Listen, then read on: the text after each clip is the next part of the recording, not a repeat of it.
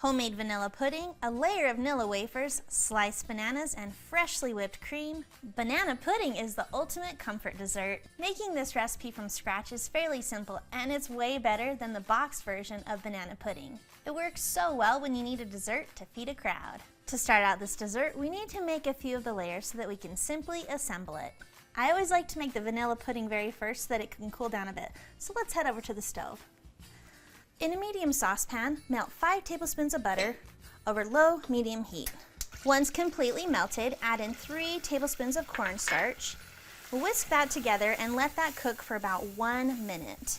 Whisk in 4 cups of heavy cream and add in 1/4 a cup of white sugar, and then stir that continually, slowly increasing the heat to medium-high. We're going to let this cook for about 3 to 4 more minutes and keep an eye on it because boiled over cream is such a mess to clean up.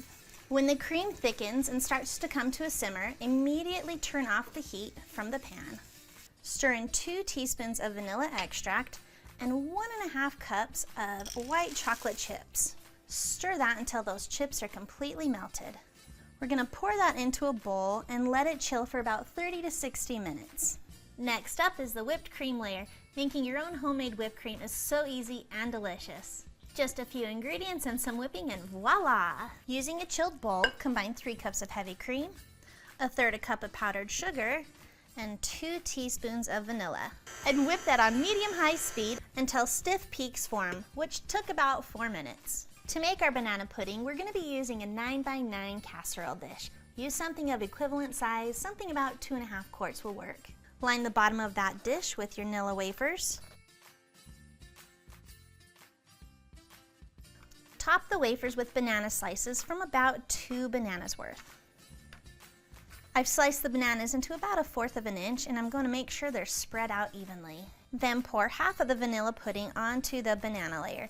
The vanilla pudding isn't completely chilled, and that's okay if it's still semi-warm.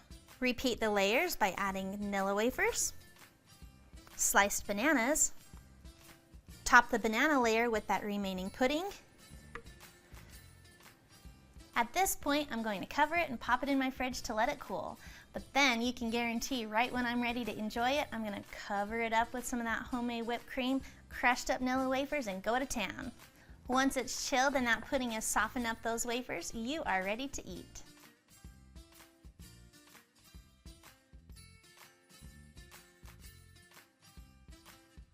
Thanks for watching. You can find the full written recipe in the video description below.